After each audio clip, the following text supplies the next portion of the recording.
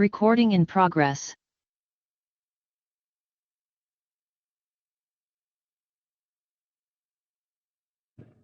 Hoy día corresponde, aunque estamos en comité, pero corresponde recibir al subsecretario de Desarrollo Regional y Administrativo, señor Miguel Crispi, quien se referirá al traspaso de competencias y a los gobiernos regionales, que se encuentra establecido en el párrafo 2 y en los artículos 4, 5 y 6 transitorios de la Ley 21.074, crecimiento regional.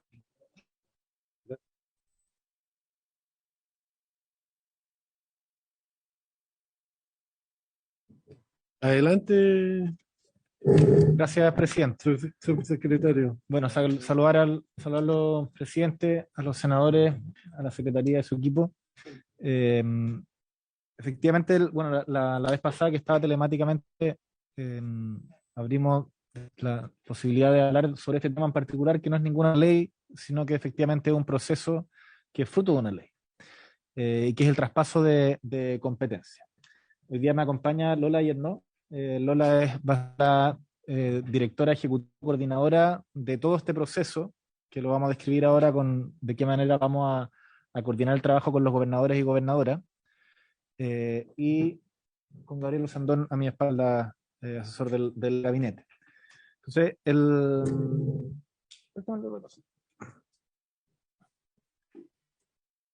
como ustedes saben, y como les señalaba, el proceso de traspaso de competencia reglado es fruto de la ley de fortalecimiento a las regiones.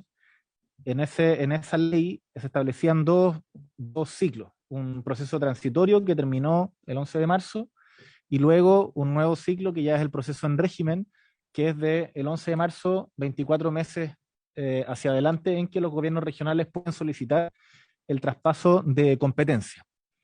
Eso no significa que en ese momento se acaba el proceso en el cual pueden haber traspasos, sino que es el periodo en el que los gobernadores pueden solicitar el traspaso de una competencia, porque siempre por vía oficio el presidente de la República puede solicitar a su gobierno que evalúe el traspaso de un grupo de competencia.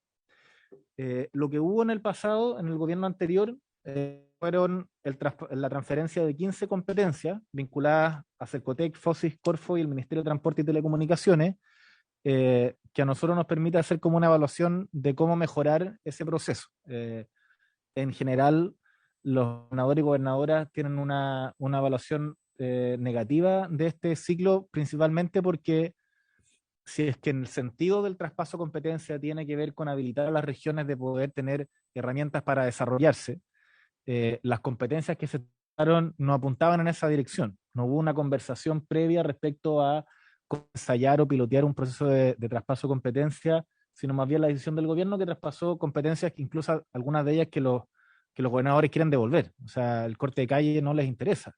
No dice, esto es una carga, además, tenemos que publicarlo en el diario oficial, es más plata. Es un desafío devolverla, porque lo tiene que hacerlo el gobierno, de el traspaso de la competencia, que sería como decirle cargarle la mano a los gobernadores que lo hubieran hecho. La verdad es que nuestra opinión es que desde el punto de vista del proceso se desaprovechó de alguna manera el periodo como de transición para poder haber piloteado de mejor manera lo que hoy día es el proceso de traspaso de competencia. Entonces, senador. Muy bien, senador. Gracias por asistir.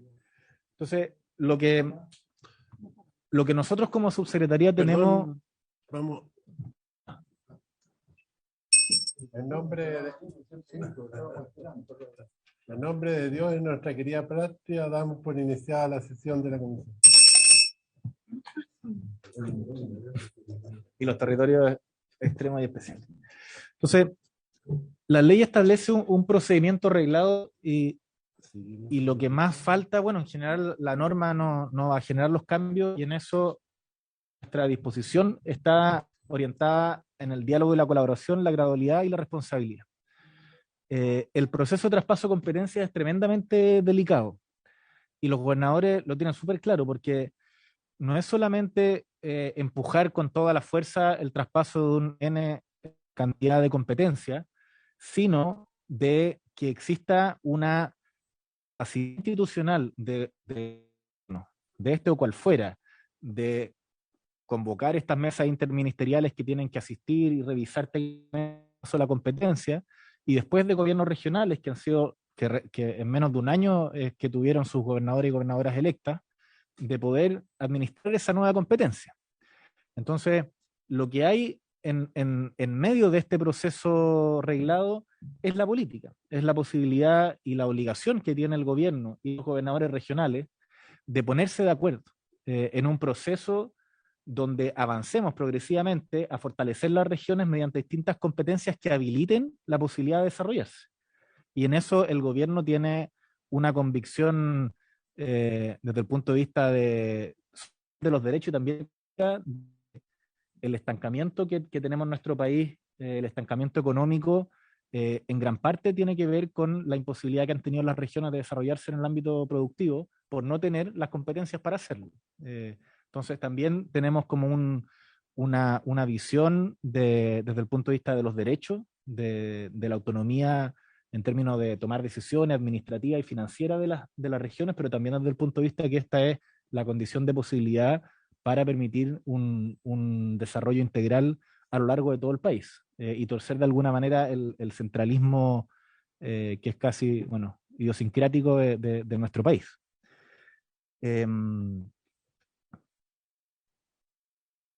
los avances que hemos tenido hasta el momento en relación al traspaso de competencia, primero ha habido un compromiso donde hemos como cocinado bien a fuego lento una relación con la Asociación de Gobernadores y Gobernadoras, que yo creo que es una pieza clave para este proceso. Es decir, es muy difícil pensar un traspaso de competencias sin gobernadores regionales, pero más aún sin que ellos estén coordinados, porque si no la de competencia, para que ustedes se lo imaginen en términos de la complejidad.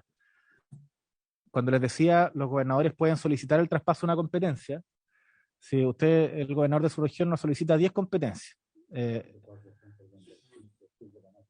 de la región más hermosa del país.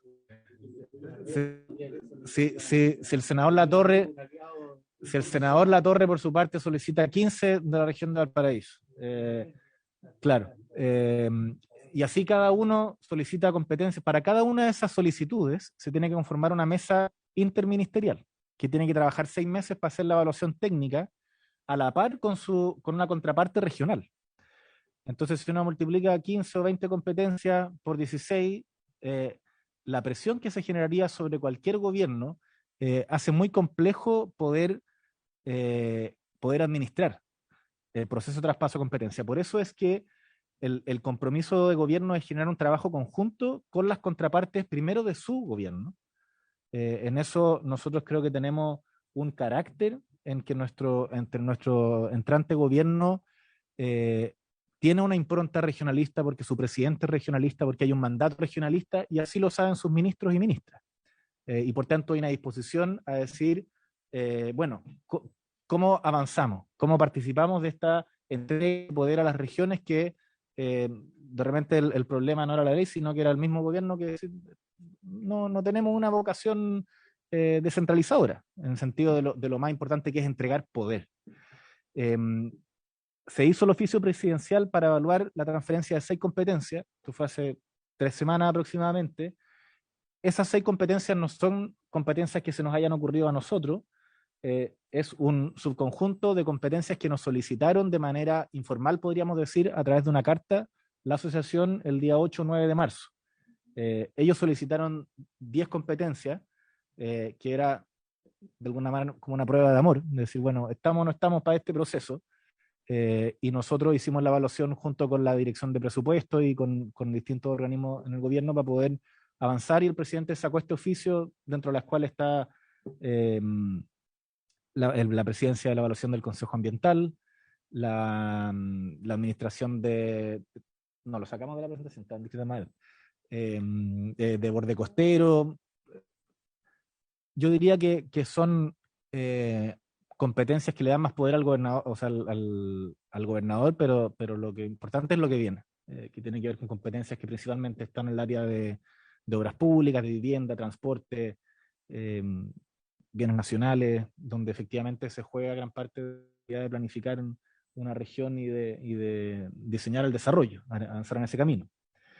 En el tercer punto está el Comité Interministerial de Descentralización, que ya se reunió para la evaluación de estas 6 competencias, y la ley establece un plazo de 6 meses. Nosotros nos vamos a dar 6 meses en evaluar las 6 competencias. Debe ser un plazo muchísimo menor porque ya hicimos de alguna manera como el trabajo al momento de evaluarla. La resolución conjunta Subdere y PRES con la metodología para que los sectores regionales levanten antecedentes de estudio también era un pendiente, porque, de nuevo, habían 2 caminos, ¿cierto? Por oficio o por solicitud de las regiones. Para que las regiones soliciten, tienen que hacerlo en función de una metodología, y esa metodología no estaba aprobada. Entonces también los gobernadores decían, bueno, como el huevo de la gallina, nos piden que nosotros avancemos, pero no estaba la metodología. Y eso estaba pendiente del gobierno anterior. Ya está la metodología y la resolución conjunta. Y lo quinto, que es donde quiero también como profundizar un poco, es en cuando les decía, lo que falta es la política, la posibilidad y la responsabilidad que tenemos de coordinarnos. Eso es el foro para la descentralización. Ese es el espacio en el cual esperamos interlocutar con los gobernadores y gobernadoras de sus equipos técnicos. De algún modo, imagínense como un proceso prelegislativo.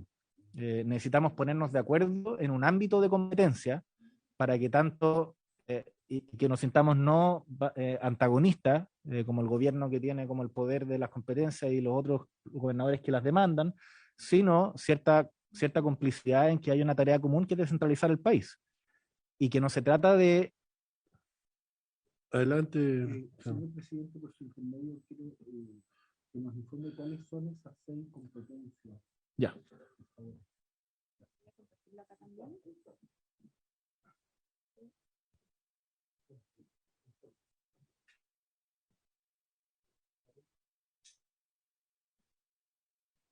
Esas son 6 de las 10 que tuvieron los gobernadores. Correcto.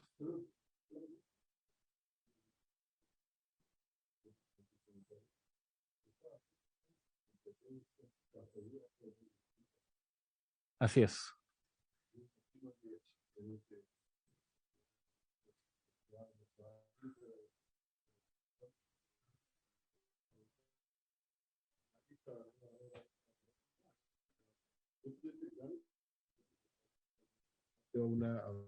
Perdón, hay regiones que pueden avanzar mucho más rápido hacia una transferencia de competencias que otras, ¿no?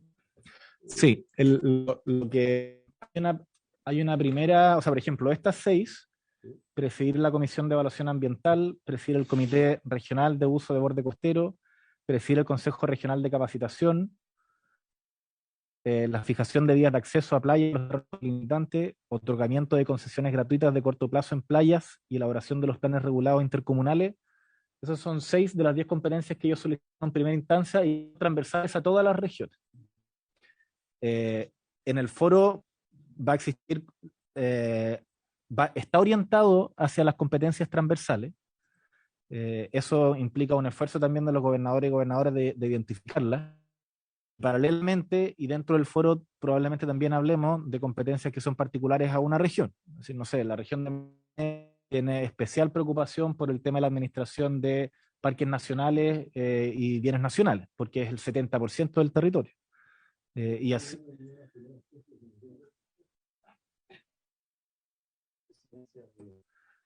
de comités. Ellos, yo creo que, o sea, si se fijan, estas competencias no involucran gasto. Y también los gobernadores solicitaron esto sabiendo de que la discusión respecto al gasto es más compleja. Claro. Entonces, es una, como les decía, una primera como señal, pero la disposición de nuestro gobierno y de la directora de presupuesto, el ministro de Hacienda, es que hagamos transferencia de competencia con recursos. Tiene que ser, si no, no hay, si no es un maquillaje. Y eso genera también una complejidad especial dentro de las mismas asociaciones de funcionarios de todos los ministerios, que en general son de alguna manera aversa al cambio y que van a demandar también del gobierno saber qué pasa con su estatus laboral, con sus condiciones laborales. Entonces, senador, ¿sí? Carlos. Sí, de nuevo, por su intermedio, presidente, consultarle si las otras 4 que quedaron pendientes son también transversales a todas las regiones, o ahí ya hay diferencias. ¿Y cuáles son, si se puede saber? Sí, mire, le vamos a hacer llegar la carta que nos entregaron los gobernadores. Yo creo que es bastante interesante porque fija una hoja de ruta de las expectativas de los gobernadores en términos de las políticas descentralizadas. Ahí está el tema de competencia, está el tema de reforma tributaria, está el tema de flexibilidad y autonomía del presupuesto, de renta, de transferencias consolidadas. Es un documento bastante macizo y que a nosotros como gobierno también nos sirve como guía. Las otras 4 competencias, no recuerdo cuáles son en este momento, pero las 10 serán transversales para todas las regiones. Una de ellas, por ejemplo, era la presidencia del Comité de Emergencia, donde lo que nosotros le transmitimos a los gobernadores es que no es que esas 4 no tengamos la disposición de evaluarlas y transferirlas eventualmente, pero, por ejemplo, la presidencia del Comité de Emergencia es por lo menos debatible. No porque no haya un ánimo descentralizador, sino porque la tarea del Comité de Emergencia primordial es la reacción inmediata frente a una emergencia, y ahí se cruza el nivel. O sea, los seremis dependen del delegado, y cuando no haya delegado van a depender de alguna autoridad de gobierno central. Los seremis que sigan dependiendo de esa manera. Entonces, nosotros, presidente, habíamos propuesto, cuando propusimos la idea de que fuera presidido el comité de emergencia por el gobernador, le agregamos al delegado presidencial, por lo menos temporalmente, la calidad de secretario ejecutivo, precisamente para que pudiera coordinar los servicios de la. Pero nos parecía que desde el punto de vista, no solamente de ahora, sino también de la perspectiva que tiene, el presidente, el gobernador regional debería presidir todas las comisiones, salvo excepciones muy contadas, digamos. Por eso que estaba y esta discusión se provocó a raíz del tema de la emergencia, precisamente, la creación del nuevo sistema de emergencia. Don Juan. Sí, gracias, presidente. Bueno, saludos a la subsecretario. En las 6, si puede pasar la siguiente lámina, hay una pregunta y preocupación al mismo tiempo, que es la elaboración de los planes reguladores intercomunales, particularmente acá en la región de Valparaíso, un tema complejo, técnico, que es distinto de presidir comisiones, digamos, ¿no? O sea, y ahí la pregunta, porque desconozco, es, pues dice, el lugar del CEREMI y del MIMBU. ¿Cómo es la coordinación con los equipos técnicos? ¿Implica que se llevan equipos técnicos del MIMBU, de la Seremía? ¿Cómo es para que no sea como para aclarar, también al senador Bianchi, buenas tardes. Cuando el presidente decide oficiar, lo que hace es abrirlas. Es decir, existe la convicción y la disposición de que podríamos traspasar esta competencia a la región, pero se da un plazo que establece el reglamento de 6 meses para que se convoque una instancia interministerial de carácter eminentemente técnica, hacerse esas preguntas. Cuando nosotros lo discutimos inicialmente, por ejemplo, tuvimos la misma precaución, y efectivamente en la conversación que tuvimos en este caso con el MIMBU es que el CEREMI no salga de ese espacio, tenga un rol. Pero esa definición, o sea, esas disposiciones desde el punto de vista de la política pública la hace el comité técnico, el comité interministerial, que tiene un carácter técnico, que luego le reporta al comité interministerial y el presidente tiene que tomar una definición. Entonces, como el reglamento, yo no participé de su redacción, pero me imagino que tenía ese espíritu de no tener que apurar decisiones o dejar de tomarlas porque están estas preguntas, sino que permite que el presidente solicite el traspaso para luego tomar una definición en relación a más antecedentes técnicos.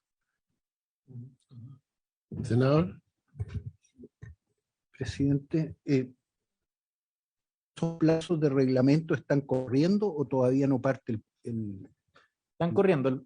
Hay 2 plazos importantes. Uno es que desde el 11 de marzo corren 24 meses para que los gobernadores y gobernadoras puedan solicitar el traspaso de competencia.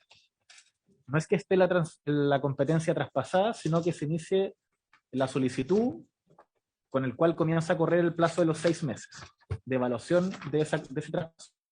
Pero por otro lado, no hay plazo para que el presidente de la República pueda solicitarle a su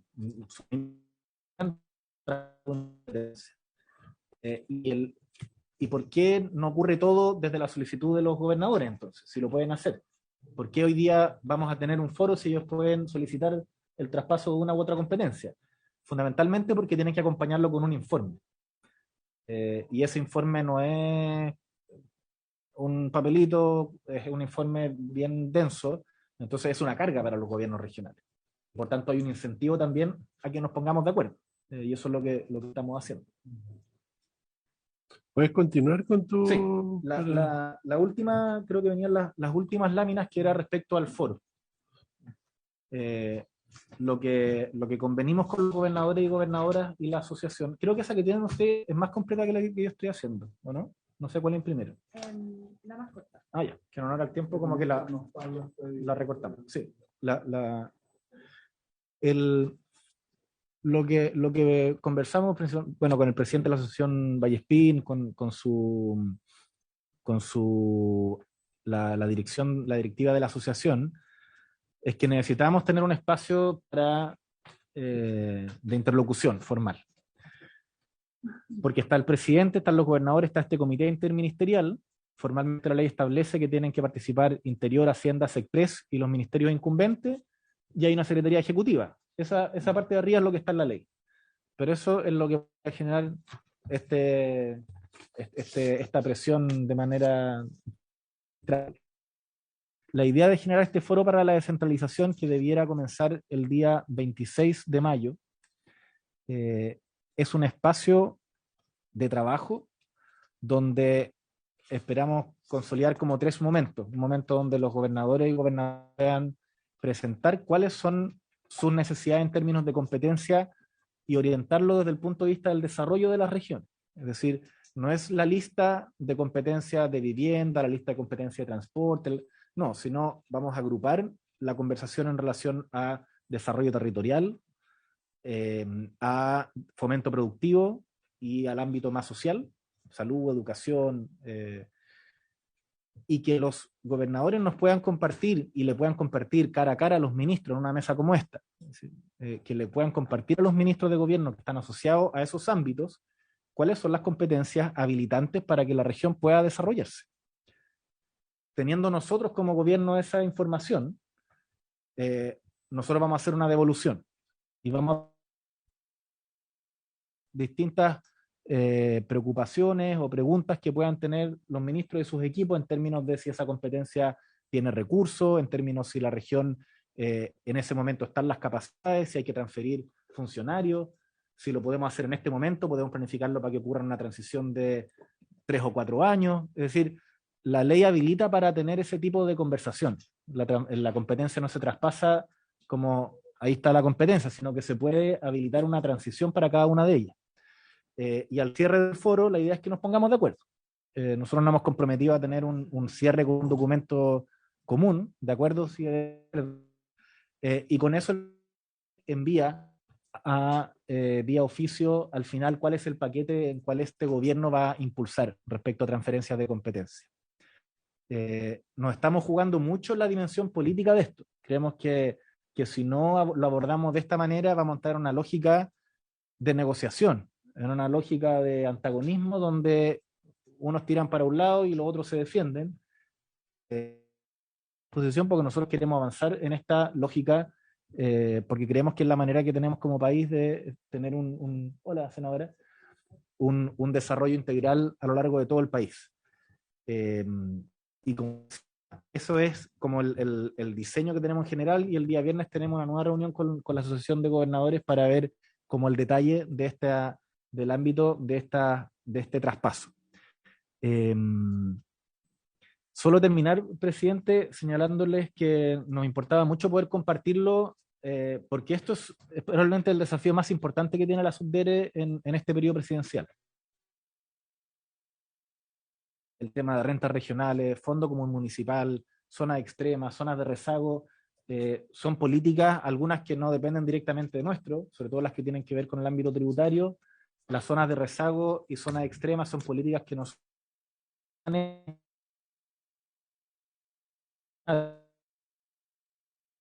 Y este tema que está a culminar quizás todo un proceso donde la Subdere también siempre ha sido parte. La Subdere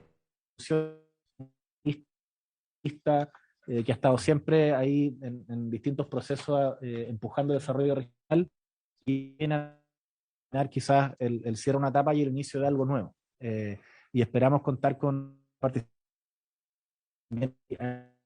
participar, depende en gran parte de los gobernadores. O sea, aquí no quiero decir los dueños del proceso, pero los protagonistas del proceso son los gobernadores y gobernadores. Entonces, con ellos es que estamos nosotros, el laboratorio de gobierno de DIPRES está haciendo una propuesta metodológica, pero todo lo estamos visando con ellos, de manera de poder obtener el resultado que esperamos. En términos de dimensiones, también se los podemos compartir. Yo creo que el mejor estudio que se ha generado respecto a traspaso de competencia es uno que generó la Universidad de Biobío por encargo del gobernador Díaz. Ese estudio hizo un barrido de las competencias transferibles por cada uno de los ministerios. Y fueron 19 competencias que se evaluó. O sea, que se expresaron y está, bueno, contenida en cuál decreto, cuál es la competencia, si gestionar, si involucra recursos. Yo creo que ese documento uno le permite visualizar de qué estamos hablando al final. No es una discusión tan como abstracta. Se los podemos hacer llegar porque de verdad creo que es un súper buen documento. Y cuando hemos hablado con los gobernadores, al final ellos nos dicen, mira, estaremos hablando de 15, 20 competencias por región, de la cual la mayoría debieran ser competencias que van a ser transversales, y otro grupo de competencias que van a corresponder a cada una de las regiones. Y a través de Lola, como coordinadora ejecutiva del proceso, estamos también teniendo bilaterales, la medida de nuestras posibilidades, con los gobernadores y gobernadoras para poder ir empapándonos un poco de un tema clave va a ser ese, de cómo somos capaces de generar un proceso donde no juguemos al tejo pasado y donde efectivamente logremos nosotros como gobierno también construir esa complicidad con los gobernadores y gobernadoras para poder empujar el mismo carro. O sea, tenemos la misma agenda como gobierno que los gobernadores y que las gobernadoras. Así que eso, presidente, estamos disponibles a ir a cualquiera de sus preguntas, responder yo o Lola y Hernán. Adelante, senador. Sí, muchas gracias, presidente, y saludamos, por cierto, al subsecretario, a Lola, Miguel. No, sin duda, yo creo que nosotros que somos de zonas extremas y territorios especiales, obviamente que nos ha movido siempre esta motivación, como vemos desde la lejanía, como el centralismo, ¿verdad?, probablemente sea causa relevante de una parte no menor del nivel de a veces de bajo desarrollo que tenemos nosotros como región. Hay otro esquema también en el cual uno le echa también responsabilidad a faltas de visiones del Estado con respecto a su territorio. Y en ese sentido, claro que vamos a estar atentos a este tema. Me parece súper bien la sugerencia y además sería súper bueno tener una especie de bancos de informaciones respecto a todo este proceso, que se instale en la ciudad y pudiéramos tener acceso, independiente del material que nos pueda remitir, porque esto se va a generar mucha información nueva, ¿ya? Es un proceso absolutamente distinto, novedoso, y probablemente se va a generar mucha documentación, mucha información, y sería bueno quizás tener una especie de un acceso a algún archivo, a un banco de información sobre esa instancia. Y lo segundo, respecto al tema de la Subdere, vimos con mucho interés el anuncio a propósito, y me gustaría que pudiera referirse, presidente, el anuncio que hizo el presidente hace pocos días atrás, donde él anunciaba el desarrollo de un plan especial que va a reemplazar a, ¿verdad? Hablaba de cuantiosos recursos, y tú eras el encargado de llevar adelante Sí, me enteré. No, sí, tú eres el encargado de este proceso, un tema que también a nosotros nos interesa, sí, claro, de sobremanera. Uno, por el tema de los procesos de evaluación y esas cosas, ¿ya? Y me gustaría si pudieras tener... Por supuesto. Gracias, presidente. Bueno, la presentación, subsecretario, y tal vez una pregunta, un contenido político, en el sentido de que está muy bien y valoramos el protagonismo de los gobernadores regionales, además del traspaso de competencia en el oficio, ellos encabezan, presiden, dirigen, pero hay una alerta que nos levantan también desde los cores, no sé si les ha pasado en las regiones, que es hay que empoderar al gobierno regional, no solo al gobernador regional. Y que ahí hay un punto que también tiene que ver con las culturas políticas nuestras, digo, particularmente en Chile, etcétera, son los caudillismos, digamos, ¿no? O sea, como en el fondo yo creo que acá tenemos un desafío de subir estándares en democracia, en participación, en probidad, en transparencia, y es un desafío para la estructura, digamos, ¿no? Para el gobernador, para el gobierno regional, para los cores también, el control de recursos públicos, la fiscalización, bueno, ahí hay un tema, ¿no? Como lo quería plantear, no sé si ustedes tienen una percepción similar o cómo lo han conversado con los mismos gobernadores también. Eso, gracias, presidente. José. Perdón, yo pensaba precisamente argumentar en favor de una cierta incorporación de los consejos regionales, pero también pienso que habría que multiplicar un poco las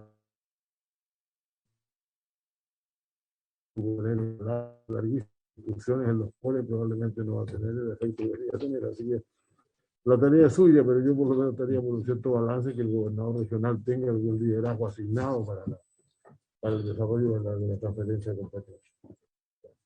Gracias. Sí, tomamos nota de eso. Yo creo que hemos sido muy cuidadosos de hacer este trabajo con los gobernadores y gobernadoras.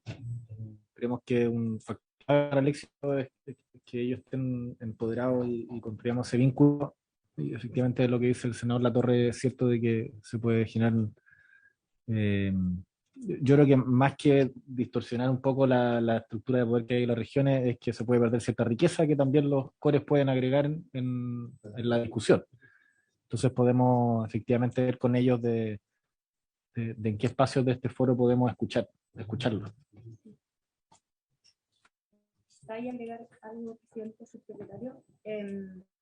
Efectivamente, el propio reglamento incorpora a los cores. Ellos tienen que, o sea, nunca se va a transferir una competencia si el Consejo Regional no lo ha aprobado. Está esa fase.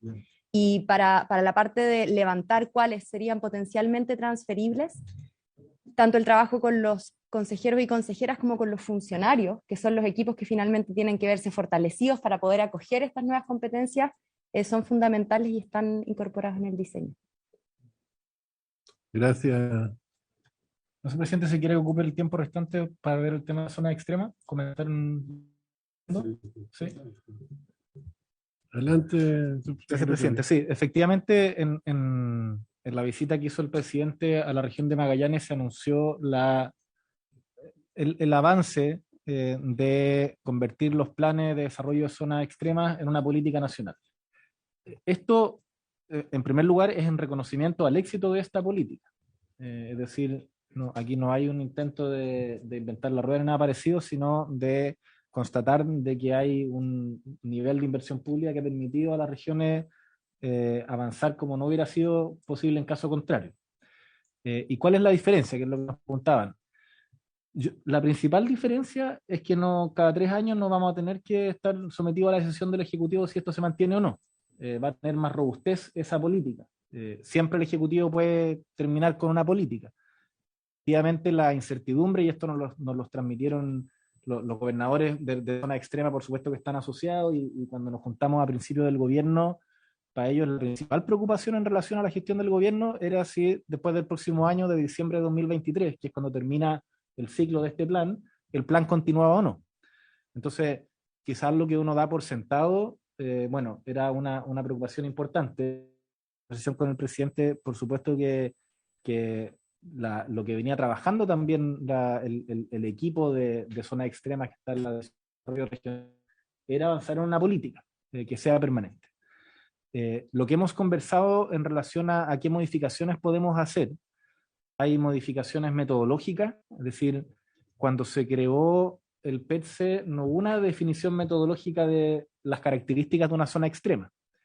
Entonces, por sentado se dio que Magallanes, que Arica, Parinacota son zonas extremas, Aysén también está bastante lejos, pero no hay una definición metodológica. Y por tanto, hoy día la discusión de si incorporar, por ejemplo, a Tarapacá, independiente de que Rapa Nui y Juan Fernández tengan planes especiales, pero no la definición de si podían ser parte de una zona extrema no tiene un asidero metodológico que puede de alguna manera restarle cierta arbitrariedad a una decisión de ese tipo. Respecto a la evaluación social costo-eficiencia, también lo hemos hablado con la ministra de cómo ajustar aún más esa metodología para permitir inversiones donde no se pudiera hacer en caso contrario.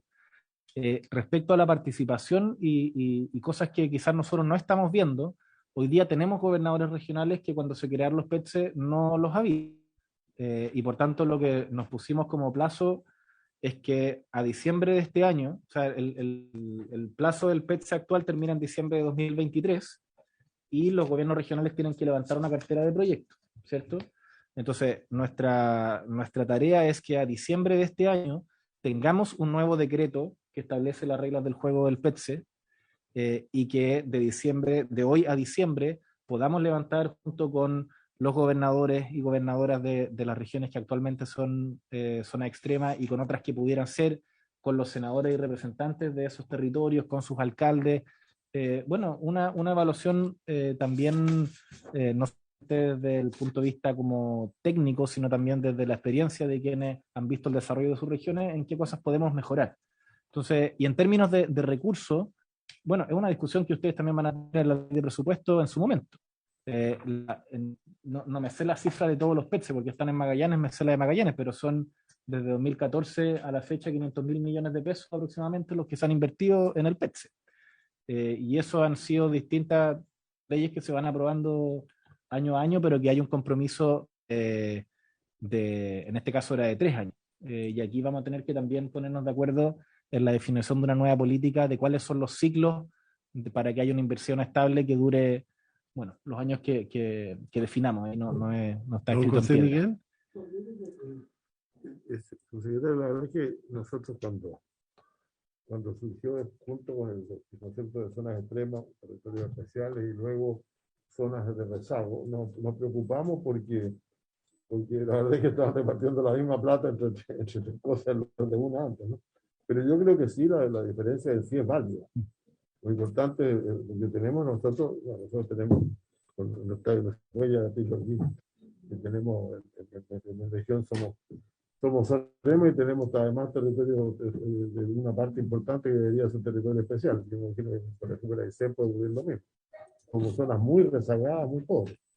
Pero yo creo que es válido tener una política algo más diferenciada. Me molesta siempre que de alguna manera se vamos a crear esto, además, que los recursos van a ser los mismos. Si hay disposición y capacidad para mantener el programa de zonas extremas, yo sugeriría que eso fuera fundamentalmente las que están representadas en esta comisión, porque hay textos legales de distintas épocas que aparece Antofagasta, otro que parece que no aparece el centro, o sea, por el las regiones extremas son Arica, son Parinacota y Tarapacá por un lado y el Seni y Magallanes por el otro. Y además hay los territorios especiales que están también consagrados ahí. Y luego están las zonas rezagadas, porque hay zonas que son pobrísimas en otras regiones del país. Creo que las políticas deberían ser un poco distintas. No creo que deberíamos tratar de agruparlas todas en la misma. Sí, nosotros, señor presidente, tras suyo tenemos una visión general. O sea, la diversidad del territorio obliga a políticas que reconozcan esa diversidad. Buenas tardes, senador. Y respecto también a zonas de rezago, también estamos hablando en conjunto con la ministra Janet Vega de Desarrollo Social, ciertas restricciones que tiene los planes de rezago que no tienen mucho sentido común. Por ejemplo, puede haber un solo plan de rezago por región, salvo excepciones. ¿Por qué? Que el plan dure 8 años, sin ningún indicador mediante. O sea, una zona, un territorio que agrupa 4 comunas podría haber empezado con un indicador respecto a acceso a bienes y servicios en este lugar y después se mantuvo o en el promedio está peor y termina su zona de rezago. Entonces, por ejemplo, estamos viendo con la ministra Vega de que los mismos indicadores que hacen que una región de hacer zona de rezago sean los que hagan que salga. Se superan ciertas brechas de inequidad. Entonces, también en eso, y de nuevo, en el ejercicio de encontrar que hay buenas políticas que podemos profundizarle y darle una mayor racionalidad. Y el tema de zona de rezago es algo que en particular nos interesa porque la inequidad territorial que hay respecto a ciertos territorios que uno se dice, bueno, ¿y por qué hay tanta desafección con la política? Bueno, es que una familia que no tiene agua potable, no tiene alcantarillado, ¿qué le importa quién gobierne? Si está en esa condición. Entonces, como país no nos podemos permitir eso y tenemos herramientas, la Supere también tiene herramientas para poder avanzar en equidad territorial y esperamos a través de los planes de rezago y también de los PMU y los PMB que se han administrado siempre, si hay profesionales o no en un municipio para levantar proyectos y del color político del municipio. Por supuesto, ¿no? Por supuesto. De avanzar en equidad territorial. Estamos bien entusiasmados en ese espacio de trabajo. Senador. Gracias, presidente. Agradecer la oportunidad de poder integrarme. Estaba en una comisión mixta por protección de infraestructura crítica. Junto con el senador Latorre, por su intermedio, presidente, representamos a los territorios insulares, los territorios especiales, y que tienen una planificación distinta, que tienen modelos de carga. La ley 21.070, con un modelo de carga que tiene que ser actualizado, y se está pidiendo el modelo de carga para el archipiélago Juan Fernández, para la gente que habita en ese lugar. Y en tal sentido, señor presidente, pedirse, nos pusiera a hacer una exposición para ver cómo va ese trabajo relacionado con el modelo de carga para el archipiélago Juan Fernández, y cómo después con los dos modelos podemos hacer una política insular que tenga, tal como existe el plan PETSE, zona extrema, que se haga cargo de una realidad que es bien distinta. Hoy día en la mañana, en la Comisión de Transporte y Telecomunicaciones, escuchábamos al subsecretario de Telecomunicaciones que nos contaba que las 340 comunas continentales van a tener fibra óptica, las insulares no, porque quedan en una condición distinta, y ahí se requiere una visión de Estado, geopolítica, que ojalá podamos eso también integrarlo dentro de lo que vamos a conversar este año. Muchas gracias, presidente. Doña Jimena.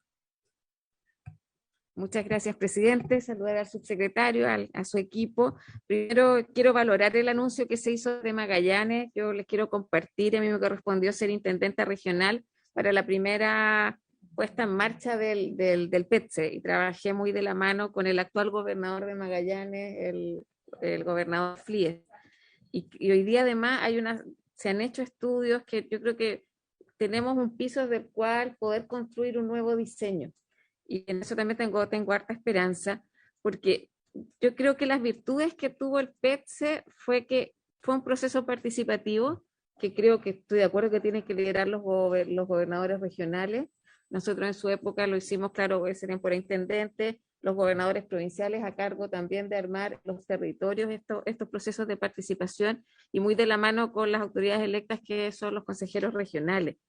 Otra cosa que lo hizo, después incluso terminamos en un consejo consultivo, que hoy día obviamente ya desapareció, pero logramos a nivel regional armar un consejo consultivo que la idea era que vaya monitoreando esta política pública y también participar en la definición de aquellos proyectos que considerábamos más estratégicos.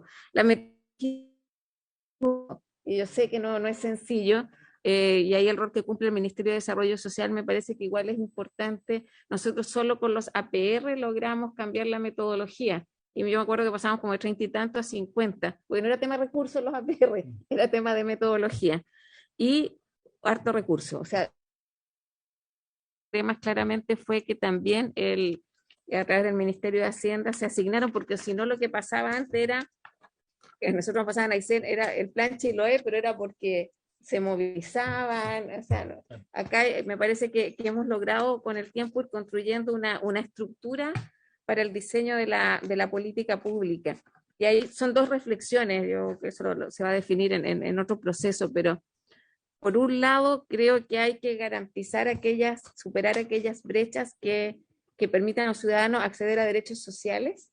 Yo lo digo porque lo que plantea el subsecretario, o sea, hay localidades que el tema todavía sigue siendo la electrificación y el alcantarillado, el Protortel con el que estuvimos con el alcalde hace poco, pero también estará la oportunidad de que las regiones piensen en su desarrollo estratégico. No sé, yo creo, no sé cómo jugar con ambas variables, pero me parece que las dos son importantes. Yo me acuerdo que nosotros, de hecho, definimos ejes. Uno, el acceso a derechos sociales, conectividad, porque territorios como el nuestro es una gran brecha, pero a mí me aparece en Aysén, por ejemplo, que creo que los temas de energía es un tema que hay que colocar en un PETSE 2.0, que en el minuto que lo construimos, estamos pensando en el FOA, la Universidad de Aysén, en otras cosas.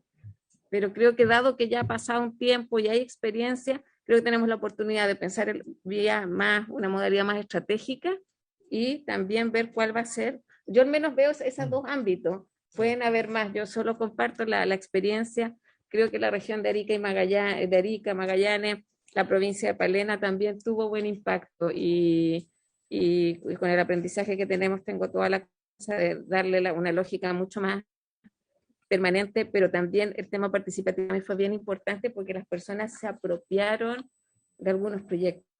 O sea, creo que en eso al menos en Tortel, la conectividad con Tortel Edén Natales es algo que a los tortelinos les hace mucho sentido.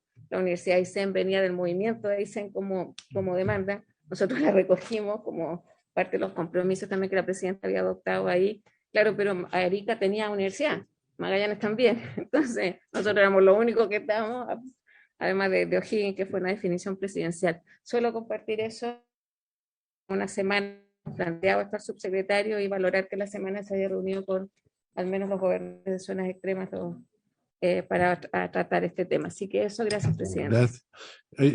Refiriéndose a este tema, mira, yo creo que el plan de zonas extremas fue espectacular. A mí me tocó participar siendo consejero regional y presidente del consejo, pero de repente la selección de los proyectos yo creo que no fueron los más adecuados. De repente los proyectos que tengan que ver con el tema estratégico de desarrollo, de repente como falló. Y hay otro tema que está involucrado en los proyectos de este tipo que son tan especiales, que a veces requieren autorizaciones que deberían tener una especie de franquicia, de habilitación para saltar ciertos procesos que empiezan a frenar el proyecto y que al final terminan no desarrollándose. Por ejemplo, el tema de que uno de los proyectos del PEPS en Magallanes era el habilitar el paso del Kirque, de sacar la roca, pero todavía estamos dándonos vuelta, que es un tema que hay que llegar, cerrar los ojos y sacarlo. De repente hay que tener un poquito de osadía en algunas cosas y saltarnos algunos procesos, a pesar de que algunos reclamen, pero si no vamos a avanzar. Y lo otro es involucrar proyectos que son estratégicos, como el camino a Puerto William, etcétera, el camino Cabo Froward y más allá de Cabo Froward, que deberían estar en el proceso y nunca se incluyeron, digamos, porque son temas que detonan desarrollo y eso es lo que se busca. De repente, cuando tú quieres invertir en algo tan especial, tú quieres que esa inversión que se haga detone un desarrollo, detone un crecimiento para la región y ese tema es fundamental. Yo creo que por ahí anduvo un poquito fallando en la selección de los proyectos del sistema, pero como todas las cosas en la vida, son todas mejorables y ir observando los temas y reuniendo información para corregir. O sea, no me acuerdo en cada uno de los proyectos que dijo, sino en el sentido de ir mejorando. Los gobernadores y las regiones verán cuáles son los mejores proyectos. ¿Alguna otra consulta? Sí. Bueno, damos por cerrado entonces, habiéndose cumplido el objeto de la sesión, damos por terminada. Gracias, senador. No alcanzamos a verlo. No alcanzamos a ver esta parte. ¿La cuenta o no había cuenta? Ah,